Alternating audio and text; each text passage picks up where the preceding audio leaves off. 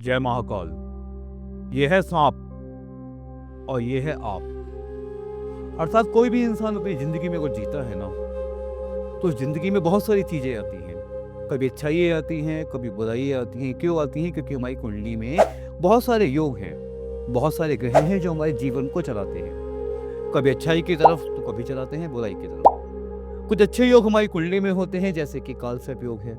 अगर वो शुभ है तो आपको शुभ फल देगा, अगर वो अशुभ है अशुभ फल देगा। राजयोग, गजकेसरी योग, ऐसे विभिन्न प्रकार के ऐसे योग हैं जो अपनी जिंदगी को परिवर्तित करते हैं और कर भी सकते हैं, बदल भी सकते हैं। सबसे पहले आपको समझना चाहिए आपकी कुंडली आपसे क्या कहती है, आपसे क्या चाहती है, आपको क्या बताती है।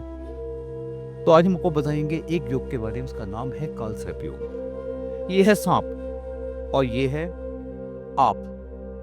अब आप समझिए कि एक सांप ने आपको डसा हुआ है। ध्यान से देखिए, सांप ने आपको डस लिया है। सांप पैर पे डसता है तो पैर पे दिक्कत आएगी, सांप हाथ पे डसता है तो हाथ पे दिक्कत आएगी, और सांप डसता है आपके फेस पे तो आपके फेस पे दिक्कत आएगी। इसी के साथ कई बार सांप क्या करता है, आपको लपेट लेता है। इस पे आपको लपेट लिया है। अब आप कालसर्प योग से बंधित हो चुके हैं। जब आप कालसर्प योग से बंधित हैं तो जीवन में परेशानियां आनी तय है और जीवन आपका कष्टकारी हो जाएगा। यही है जीवन। कालसर्प योग होता है 12 प्रकार का। राहु और केतु जब अलग अलग भाव में बैठते हैं, उसके बीच में जो भी ग्रह आते हैं ये बनाते हैं कालसर्प योग। ये डिपेंड करता है उन ग्रहों की डेंसिटी पे, किस ग्रहों की पावर कितनी होंगी, ऊर्जाएं कितनी हैं, उनका सपोर्ट कितना है, अब आपको किस लेवल पर लेके जा सकते हैं। इसे कहा जाता है कालसर्प योग। अगर आप कालसर्प योग को पहचानना चाहते हैं, सबसे पहले अपनी कुंडली खोलिए, राहु को देखिए, केतु को देखिए। दोनों ग्रह आपको बताएंगे आपका कालसर्प योग आपको किस हद तक परेशान कर रहा है। समझ लीजिए जहर है, और जहर इतना शक्तिशाली है जो आपके पूरे जीवन को जहरीला कर रहा है, यानी कि इसमें विषयोग पैदा कर रहा है। विषयोग जब समाप्त होगा तब आपका जीवन स्मूथ चलेगा।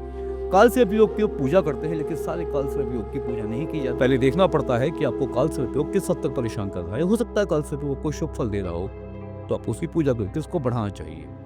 हो सकता है कालसर्प योग आपको बुरा फल दे रहा हो तो उसको शांत करना चाहिए। मान लीजिए कोई व्यक्ति आपको परेशान कर रहा है, आप उसको पूजा करके और ताकत दे दें, तो ऐसे में क्या होगा, वो व्यक्ति और पावरफुल हो जाएगा, आपको और परेशान करेगा। इसलिए हर कालसर्प योग की पूजा नहीं की जाती, हर समय नहीं की जाती।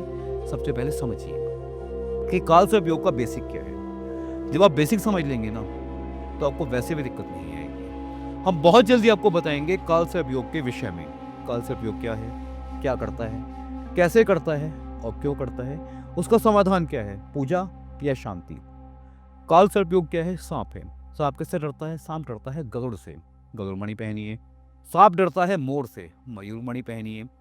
सांप डरता है भगवान श्री कृष्ण से, कृष्ण मणि भी आती है, वो भी पहनिए। कृष्ण जी की पूजा कीजिए। लोग कहते हैं महादेव की पूजा करूंगा, लेकिन महादेव की पूजा आपको हमेशा फल नहीं देगी, क्योंकि भोलेनाथ सांपों के रक्षक हैं।